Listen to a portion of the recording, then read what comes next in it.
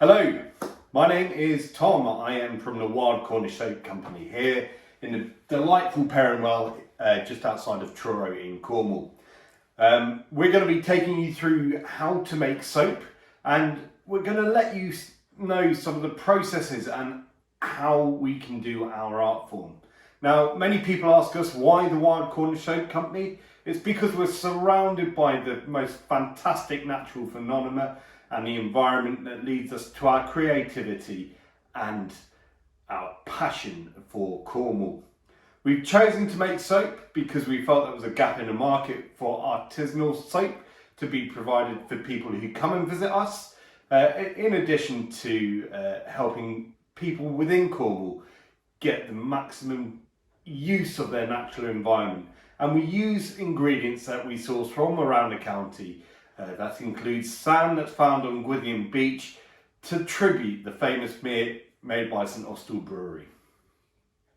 Okay, so I'm Rebecca at Wild Cornish Soap. So we have some of our exhibits here, but today we're actually going to make this one, which is our natural soap bars. This is just the base recipe without any additions. All our soaps are actually naturally coloured, so these are all found throughout the world and they're all coloured naturally. But we're making this one today. So, in order to do soap making, you have to get your oils and you have to get your lye. So together, they make soap. So we are using cocoa butter, organic cocoa butter, olive oil, castor oil, and then we've got palm oil, which is responsibly sourced, and then coconut oil. And of course, we've got our lye. So those are the main key ingredients, as well as water. Now, first off, when making soap, you have to have lots of protection because you're dealing with chemicals. This lye is caustic, so you do not want to get it anywhere on your body or anywhere near you, really. Even breathing in the fumes can be actually quite detrimental. So we have our gloves, we have long sleeves, apron to get any splashes on you, and we have our protective super duper glasses.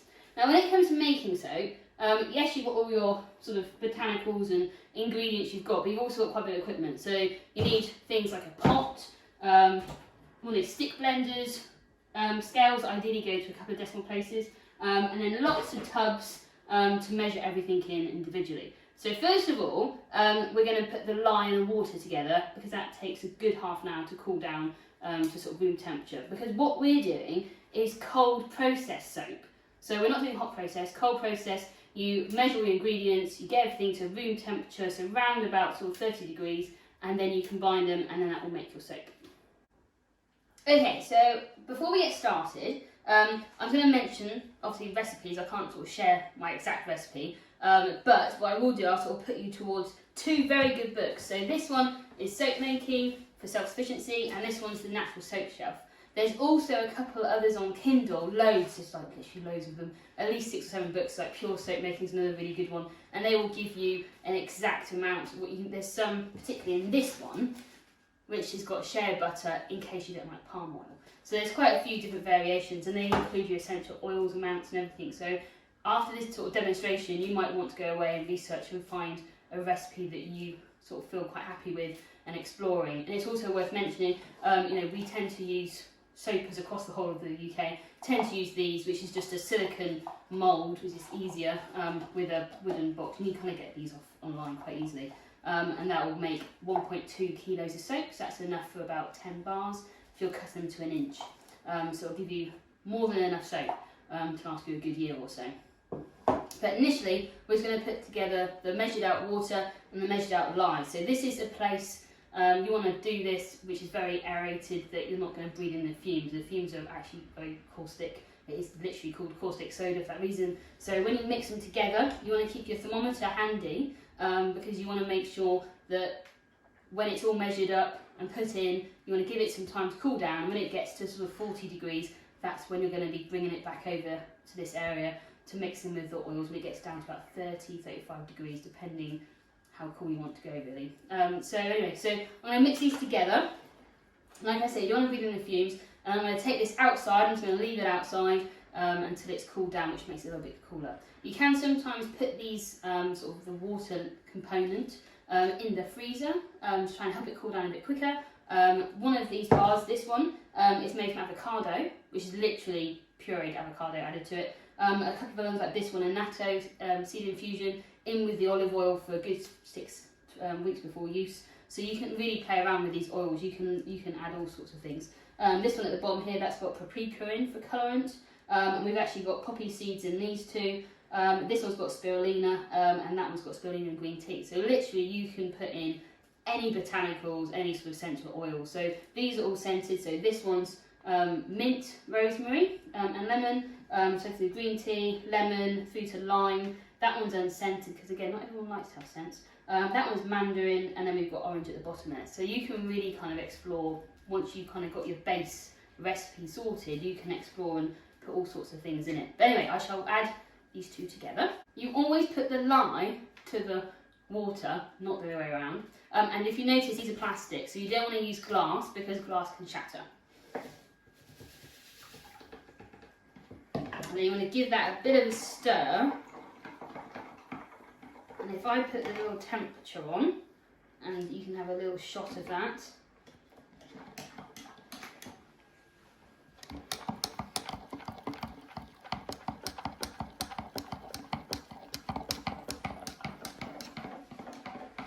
And this will go up to about 70 or so degrees. So that's why it's best just to leave it outside. Don't put it in your fridge because obviously it will warm up your fridge. And also, this is a chemical, you don't really want it mixing in your food.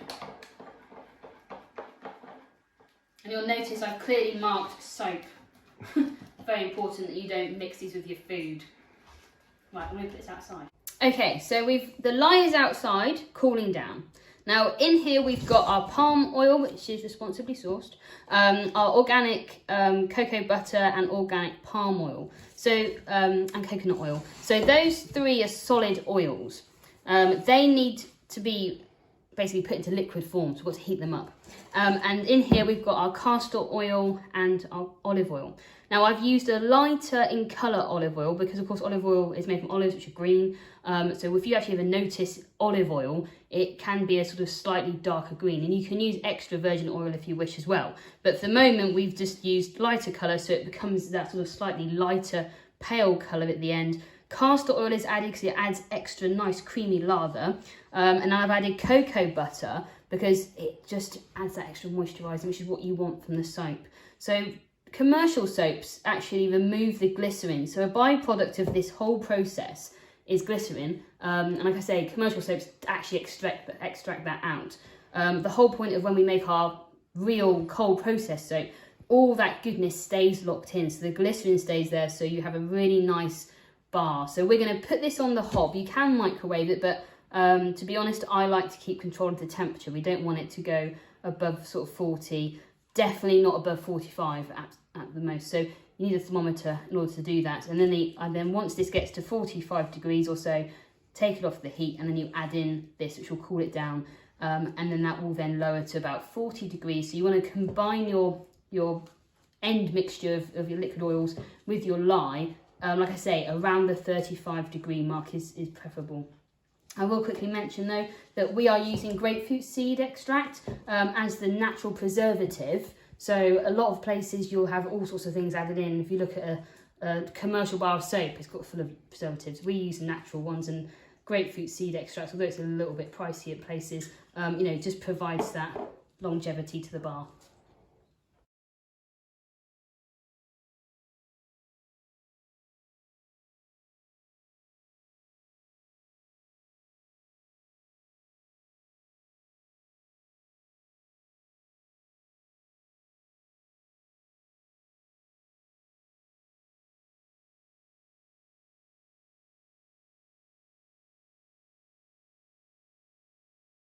Okay, so back to where we are. So we've got our stick blender, we've got our grapefruit seed extract, and then you'd normally have your essential oils or your botanicals that you're going to add already.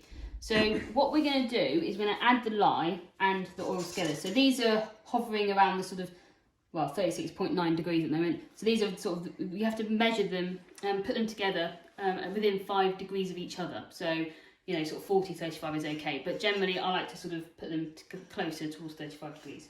So we're going to add the water to the lye. Now, of course, these are oils, so obviously the water here, you need it to emulsify together. So when you pour them together, you'll see that obviously the lye will automatically go to the bottom. Get all that out. Now, if I just sort of mix this a little bit, you can see how pale it is. That's because I've used the olive oil and lighter in colour. So here, you just want everything to start blending together. So this is actually the start of the saponification process. That's actually making soap. So at the moment, there's a big chemical reaction going on here, where everything's all combining together quite nicely. Now, we could stir this by hand, but it would take us the best part of an hour. So we don't do that in these days anymore. We have our faithful stick blender. Now what you don't want to do is add bubbles to this. So you will sort of see as it goes round, bubbles sort of do just happen. So what we'll do is we take that out. And then when we stick blend, you only want to stick blend very short little bursts. So I tend to do 5. And you've got to what you call burp your stick blender. So you literally pop it in and you give it a bash and any bubbles will rise to the surface. Now you don't have to do this in the oil container. You can put this into a plastic tub, which is what some people do. You know, it's all variations. If you watch lots of YouTube videos, people do all sorts of things. So it's in whatever your preference is. I just find I quite like the fact that the heat is retained in the saucepan. Anyway, then we're going to blend this.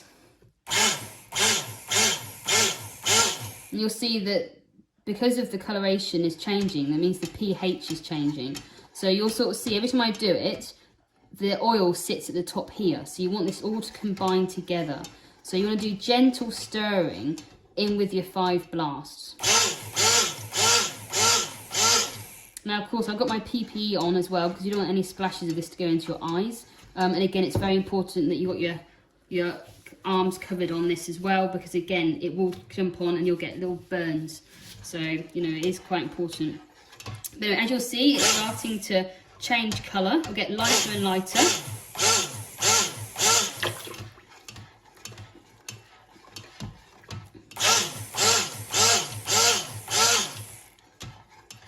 You want to make sure you get all the oil combined, so it's all starting to emulsify. So if I lift the stick blender up, you'll see that it's all starting to look the same colour. You know, it's not starting to separate out. Now what you want to be aiming for is this thing called trace. So it's whereby if I was to dribble this on top, at the moment it's just sinking in. So it's not quite there, but you'll see that ever so slightly what I'm dribbling on is just about staying there. This is a good time before you get to a full light trace to add in your little bits you want to add in. So I've got grapefruit seed extract. I'll add that. Give that a little mix again. You can add your essential oils probably a little bit later into the slightly thicker trace.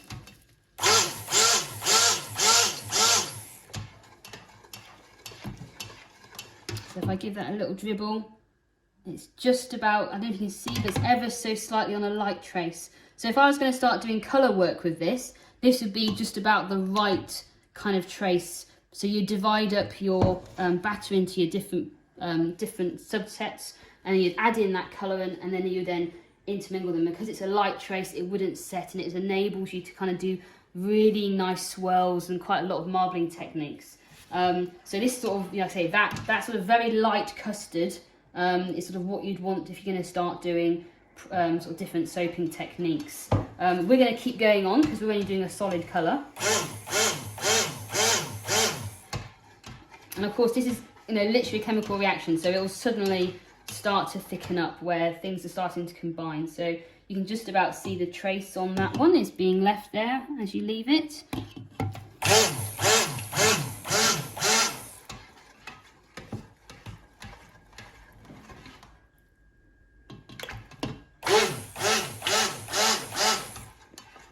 Okay, so I'm quite happy with that. So if I put that a bit more into the light, so you can kind of see now that if I do that, it's starting to leave the mixture in place. So this is a sort of thick custard colour. Now those bubbles will go away. You just tap them out and they will disappear. So I'm happy with that. It's good texture. It's leaving its trace. So we can scrape this off because we want to keep as much batter as we can. and then we're going to move that over into the mould. So a lot of times people tend to, you have to practice a lot to get practice with your tracing.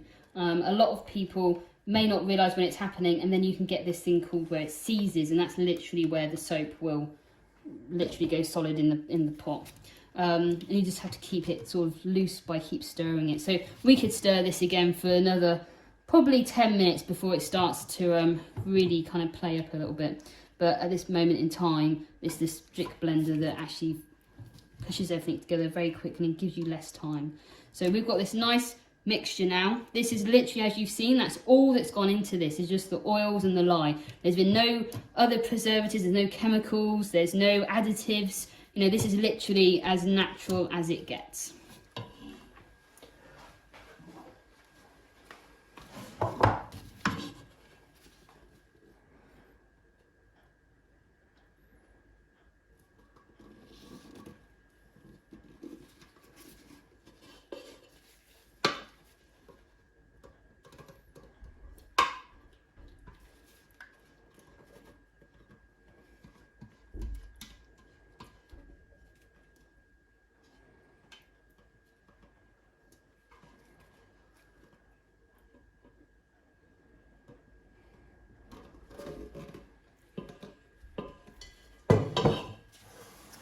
Now, give this a little shake and a tap, and it will be ready to go. Now, we're going to come back to this. We're going to leave this for 10 minutes and come back to it so we can texture the top. So at the moment, it's just flat. And if you leave it like this, it's no problem. You get a very flat bar. But, you know, half of the fun with doing soap is the texture you do on top. So we're going to come back to this in 10 minutes.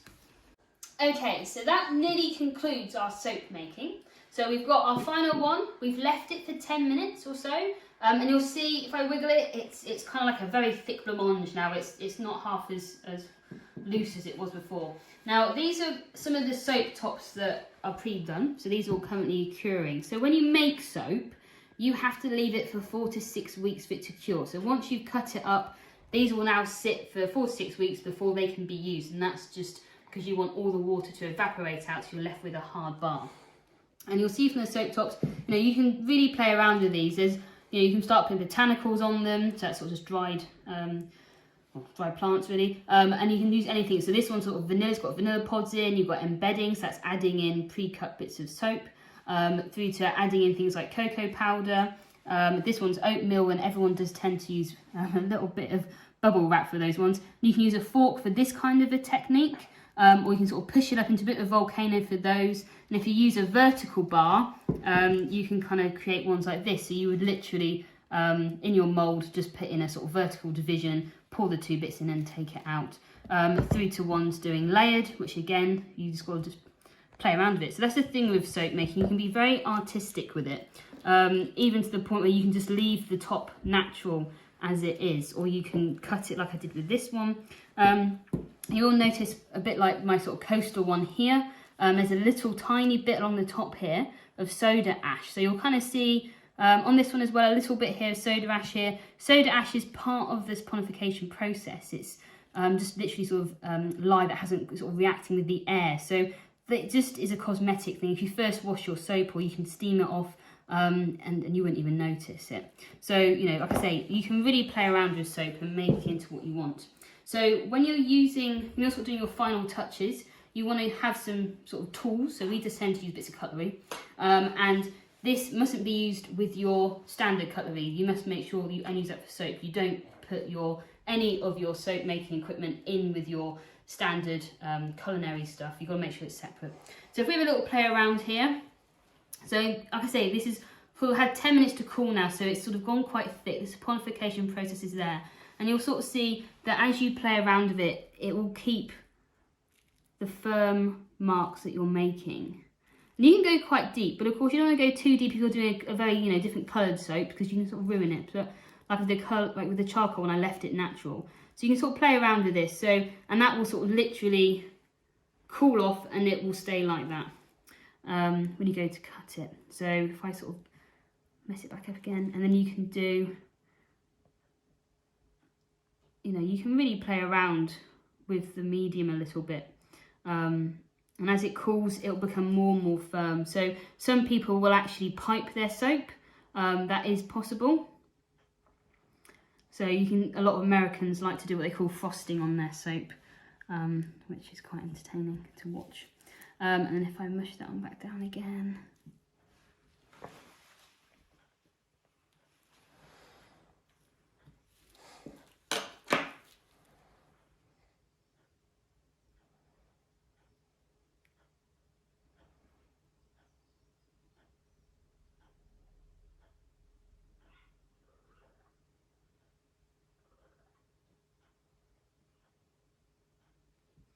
Anyway, so you can do anything you pretty much want with these soap mixtures when they're done. I quite like sometimes just having a nice wavy one, which just adds a little bit of texture to the top. So there you have it. Now you can usually finish this off with a little bit of rubbing alcohol, which can prevent some soda ash forming.